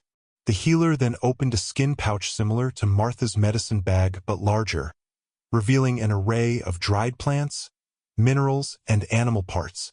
She pointed to each, naming them in Apache, clearly expecting Martha to reciprocate. Martha opened her own medicine pouch, showing the few herbs she'd managed to bring. "Yarrow," she said, holding up a dried plant, "for wounds and bleeding." Namid nodded, recognizing it. She spoke a different word, the Apache name for the same plant. "Echinacea," Martha continued, showing another herb, for infection and fever. Again, Namid offered the Apache equivalent. One by one, they exchanged knowledge of medicines, building a fragile bridge of shared understanding. The other women gradually moved closer, their initial hostility softening into cautious curiosity. From across the camp, Takiom watched this exchange with the village elders. Martha caught his eye briefly, seeing approval in his expression. This small connection between healers represented hope, that perhaps understanding could grow from the seeds of shared knowledge. That night, Martha slept in a small wickiup set apart from the others, wrapped in the ceremonial blanket given by the Apache women. Outside, she knew, guards watched to ensure she didn't try to leave. But escape was the furthest thing from her mind as she drifted towards sleep, exhausted by the day's journey and emotional toll. Tomorrow would bring the cavalry, and with them, a test of the fragile trust beginning to form between Martha and these people who had every reason to consider her an enemy. Dawn brought a flurry of activity to the camp. Martha emerged from her wickiup to find Apache scouts returning with confirmation, cavalry units approaching from 2 directions, exactly as she'd warned. The elders conferred urgently while families began packing essential belongings. Takiom found Martha amidst the commotion. Your warning was true. The elders believe you now. What will they do? Martha asked. Scatter to higher ground where horses cannot follow. Secret caves, hidden valleys. His expression grew serious. My uncle asks if you will go with Namid to help the children and elders. Martha blinked in surprise. They trust me enough for that? Namid spoke for you. Said your heart is straight, your medicine strong. Takiom's eyes held hers. I spoke for you also. Before Martha could respond, Namid appeared, beckoning impatiently. The older woman led Martha to the healing lodge, a small wickiup set apart from the others. Inside, dried plants hung from the ceiling poles, and clay pots contained mysterious mixtures. The earthy smell reminded Martha of her own medicine cabinet, different yet familiar. Namid handed Martha a sturdy clay bowl, demonstrating how she wanted certain herbs ground together. Using gestures and the few shared words they'd established the previous evening, Namid conveyed that they were preparing medicines for the journey ahead. As they worked side by side, other women entered, bringing sick or injured family members for treatment before the evacuation. Martha watched Namid's techniques with fascination, some familiar, others entirely new to her. When a young boy arrived with an infected cut on his arm, Namid unexpectedly gestured for Martha to treat him. Drawing on her own knowledge and what she'd observed, Martha cleaned the wound with a pine resin solution Namid had prepared. The boy watched her with wide, fearful eyes. It's all right, Martha said softly, knowing he couldn't understand her words but hoping her tone would comfort him. This will help. She applied a poultice of crushed echinacea mixed with clay, binding it with a clean strip of cloth. When finished, she offered the boy a gentle smile. After a moment's hesitation, he smiled back before running to his waiting mother. Namid nodded approval. Next came an elderly man with breathing difficulties. This time, Namid demonstrated a treatment using steam infused with pine needles and another plant Martha didn't recognize. The old man's breathing eased visibly as he inhaled the aromatic vapor. What is this plant? Martha asked, holding up the unfamiliar herb. Two dill hill, Namid replied, then touched her chest and made a breathing motion. Martha repeated the name carefully, storing the knowledge for future use. Two dill hill, for breathing. Throughout the morning, they treated a steady stream of patients. A woman in advanced pregnancy, a toddler with fever, an elder with joint pain. Each case added to Martha's understanding of Apache medicine, while Namid seemed equally interested in Martha's methods. For one painful moment, Martha thought of her garden in Cottonwood Springs, now abandoned. So many healing plants left behind. But looking around the healing lodge, she realized she stood amidst new knowledge, surrounded by medicines she'd never encountered in her books or training. When a young mother arrived with a fussy infant, Martha recognized the symptoms immediately: colic, the same condition that had plagued William as a baby. She mimed her understanding to Namid, then requested specific herbs. Together they prepared a gentle tea for the mother to drink, as it would pass through her milk to ease the baby's discomfort. As they worked, Martha noticed a beautiful clay bowl decorated with intricate patterns. Namid saw her admiration and spoke while pointing to the designs. "She says the patterns tell stories of healing." Takiom translated from the doorway. "Each symbol represents a different medicine or spirit." Martha hadn't heard him approach. "It's beautiful," she said. Namid spoke again, this time at length. Takiom listened carefully before translating. "She says you have good hands for healing, that you understand the balance needed, not too much force, not too little care." He paused. "She has decided to teach you, if you wish to learn." The offer stunned Martha. Such knowledge was precious, not shared lightly, especially with outsiders. "Tell her I would be honored," Martha replied. When Takiom translated, Namid surprised them both by taking Martha's hands in her weathered ones. She spoke a single word, then placed the decorated clay bowl in Martha's palms. "A gift," Takiom explained. "And your Apache name, Shima Ia. It means mother healer." Martha's throat tightened with emotion. "Thank you," she said directly to Namid, the simple English words carrying the weight of her gratitude. The moment was interrupted by shouts from outside. Takiom tensed, listening. "The 1st Cavalry Unit has been spotted in the valley below," he said urgently.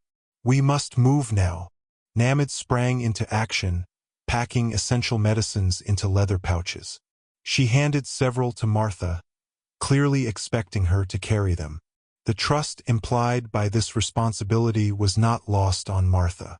Outside, the camp had transformed. Most wickiups were dismantled, their components either packed for travel or scattered to leave no clear sign of habitation. Families formed small groups, ready to take different routes to various hiding places. Takiom conferred briefly with his uncle and several warriors. "Namid will lead the mothers and children to a cave sanctuary," he explained to Martha. "The warriors will create false trails to confuse the soldiers." "And you?" Martha asked, suddenly fearful. "I go with the warriors. We must ensure the soldiers do not find our people." His expression softened. "Stay with Namid. She will protect you." Before Martha could protest, another scout arrived with urgent news. Takiom's face hardened as he listened. "What is it?" Martha asked. "The 2nd Cavalry Unit moves faster than expected. They will cut off our eastern escape route." His eyes met hers. "We need more time." Chaos engulfed the camp as families hurried to complete their evacuation. Martha helped Namid pack the remaining medicines, her mind racing.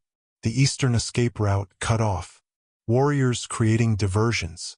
Takiom riding into danger. "Wait!" Martha called as Takiom turned to leave. "I can help." He paused, questioning. "The cavalry tactics," she explained quickly. "Thomas was a scout during the war. He explained military strategies to me." The memories surfaced with surprising clarity. Cavalry units maintain communication through couriers. Disrupt the messengers, and you disrupt coordination. Takiom's eyes sharpened with interest. "Go on." "They'll establish a command post, probably at the valley entrance where they have clear visibility. If you can draw the main force away while a small group circles behind to harass the command post." Martha traced patterns in the dirt to illustrate. The Apache warriors gathered around, watching with growing respect as Takiom translated Martha's insights.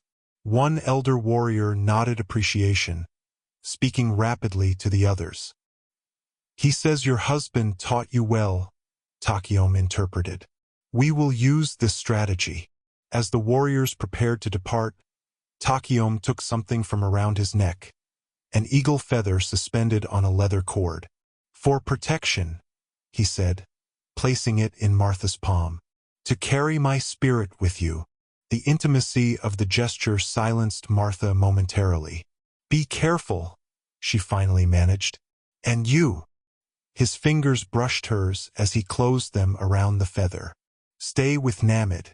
The cave sanctuary is well hidden.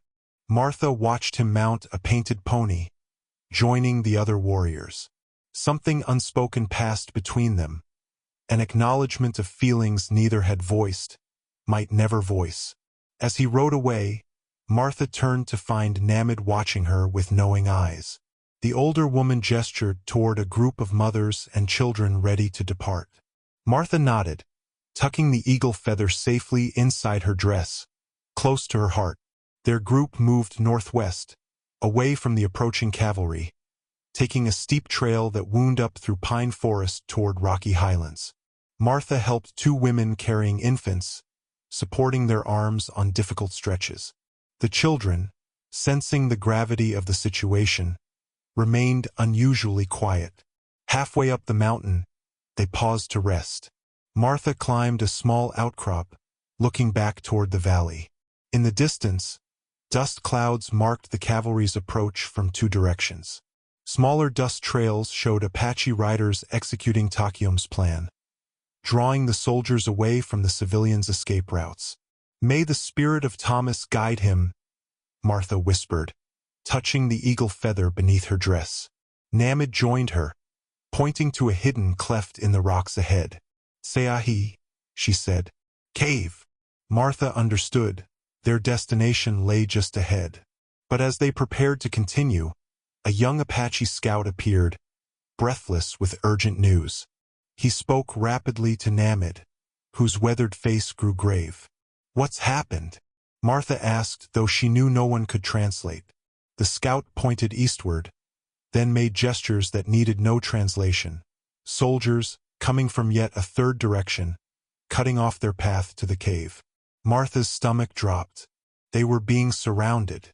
The cavalry had anticipated the Apache evacuation routes better than expected, perhaps guided by scouts familiar with the territory. Namid conferred with the other adults. Arguments broke out, fear evident in rising voices. Martha caught Takium's name mentioned repeatedly. The scout approached Martha directly, making gestures she struggled to interpret. He pointed to her, then to the valley below, then back to the group of women and children. Namid intervened, speaking firmly while holding Martha's arm. Martha understood she was being protected, but from what? An older boy who had been watching stepped forward. He say you go, the child said in halting English. You white. You talk soldiers. We hide. Martha stared at the boy in surprise. You speak English? Little. Mission school. His face darkened. Bad place. Despite his limited vocabulary, Martha grasped the plan. They wanted her to approach the soldiers as a distraction while the Apache group found another hiding place. It made tactical sense. As a white woman, she might be able to delay the cavalry, even redirect them. But it meant walking directly into danger, and possibly being branded a traitor if the soldiers learned she'd helped the Apache. Namid seemed to understand Martha's dilemma. The older woman touched the medicine pouches Martha carried, then pointed to the children. The message was clear. The young ones needed those medicines and Martha's healing skills to survive. Tell them I'll go, Martha said to the boy. But not to the soldiers. I have another idea. When the boy translated, confused looks passed between the adults. Martha quickly drew in the dirt the main cavalry forces, the Apache warriors led by Takium, and the new soldiers approaching from the east. Then she indicated a route that would take her to where Takium's group was engaged with the main cavalry unit. I can warn them about the new threat, she explained, using gestures to supplement the boy's limited translation. Takium needs to know there's a third cavalry group. Arguments erupted again. Martha caught enough to understand the objections. It was too dangerous. She wouldn't find Takium in time. She would be killed. Finally, Namid silenced them all with a sharp command. She studied Martha intently before speaking directly to her in Apache. Though Martha couldn't understand the words, the meaning shone clear in the older woman's eyes. Respect, concern, and acceptance of Martha's choice. Namid removed a necklace from her own neck, a small leather pouch containing powerful medicine, and placed it alongside Takiom's eagle feather around Martha's neck. Shima Iia, she said solemnly. Go. Martha hugged the older woman briefly, then knelt to speak to the English-speaking boy. Tell them to stay hidden. I'll find Takiom and bring help if I can.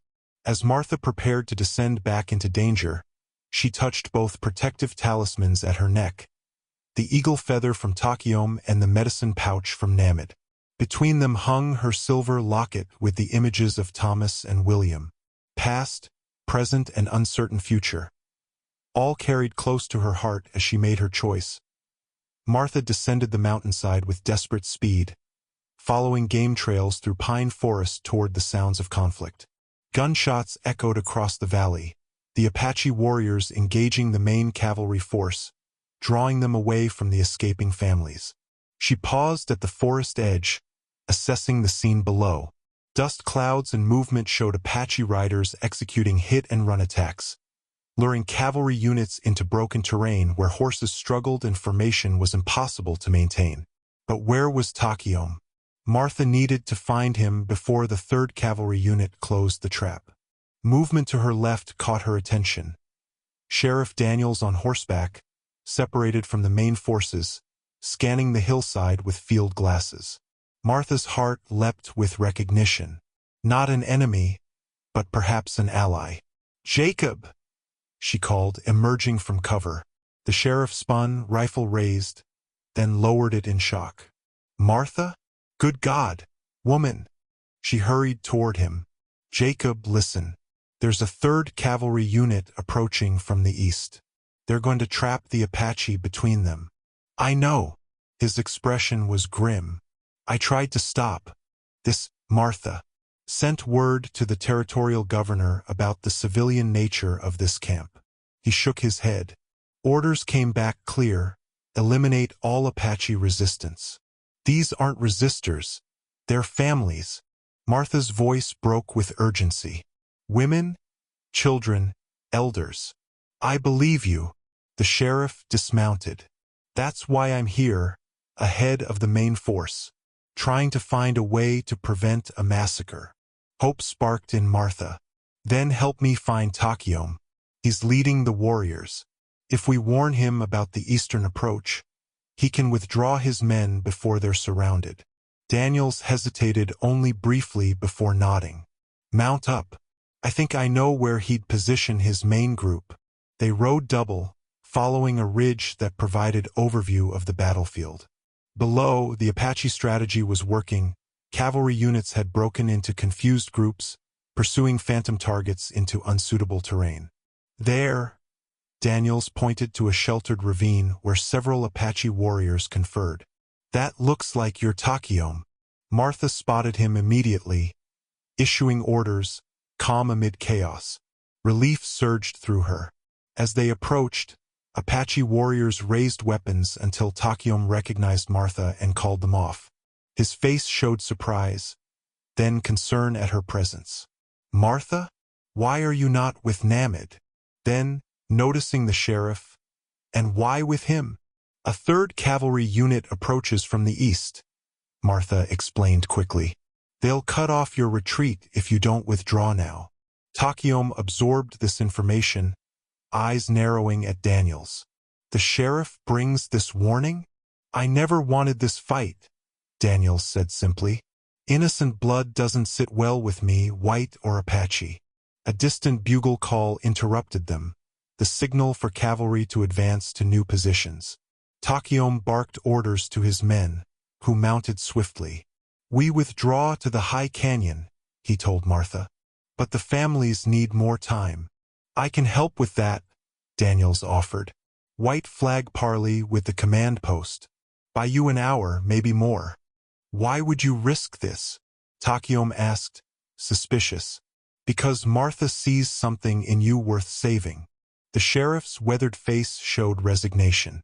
And because sometimes a man needs to stand on the right side, even when it's not his side. Martha touched the sheriff's arm gratefully. Thank you, Jacob. Don't thank me yet. He remounted his horse. Get her to safety, he told Takayom. And if you care for her at all, make sure she has a future worth living. As Daniels rode toward the cavalry command post, white handkerchief tied to his rifle barrel, Takayom helped Martha onto his horse. The families? She asked as they rode toward the canyon. If your sheriff keeps his word, they should reach the high caves before soldiers can follow. Takayom's arm encircled her waist, holding her securely. You risked much to bring this warning. As you risked for your people, Martha replied. I'm beginning to understand what that means. They reached the high canyon as dusk approached, finding most families had arrived safely. Namid rushed to Martha, examining her for injuries before nodding approval. The Apache name she'd bestowed, Shima Ia, Mother Healer, rippled through the gathered people. No longer a stranger, no longer an enemy. From their elevated position, they watched distant figures at the valley entrance. Sheriff Daniels with cavalry officers, engaged in prolonged discussion. Whether through persuasion or delay tactics, he was keeping his promise. As stars appeared above, Takayom led Martha to a secluded viewpoint overlooking the valley. The vastness of the landscape, mountains, forests, rivers, stretched beneath an indigo sky. Behind them, children's voices mingled with soft singing as the Apache made camp for the night. What happens now? Martha asked quietly. The army will not find us here, Takayom replied. When they tire of searching, we return to the valley. And me? The question that had lingered between them finally voiced. Takayom took her hand, his touch gentle yet certain. You have walked between worlds, Martha Reynolds. Found truth on both sides. His fingers traced the symbols at her neck. His eagle feather, Namid's medicine pouch, Martha's locket. Where do you wish to stand now? Martha gazed at the land spread before them, not so different from the view she'd once shared with Thomas when they'd first arrived in the territory, full of hope for a new beginning. I think, she said slowly, I would like to stand where healing is possible, for all people. Takayom's smile held understanding. Then we build something new, not Apache, not white, something between, a place where both can come for healing. Martha thought of her abandoned garden in Cottonwood Springs, then of the rich knowledge she'd gained from Namid. Combined, what powerful medicine they could create. It won't be easy, she warned. There's too much pain on both sides. Pain recognized as pain shared, Takayom reminded her, echoing his words from days earlier. We begin there. In the gathering twilight, Martha felt the weight of the past lightning. Thomas and William would always be part of her, carried in the locket against her heart. But ahead lay a future she hadn't imagined possible, building bridges between worlds that had only known conflict. As if reading her thoughts, Takayom slipped an arm around her shoulders. Together they watched the last light fade from the valley that had nearly seen a massacre, but might now witness something rarer. Understanding born from the courage of those willing to cross boundaries. 3 years later, a small trading post stood at the crossroads between Cottonwood Springs and Apache territory. Settlers and tribal members alike came for the renowned healing skills of the woman known by two names, Martha to some, Shima Ia to others, and her Apache husband, whose deep knowledge of the land complemented her medical training. Children played in the garden where Martha grew both her grandmother's herbs and Namid's traditional plants. Among them, a small dark-haired girl toddled on unsteady legs, the daughter of Martha and Takayom, carrying the blood of both peoples and the hope for a different future.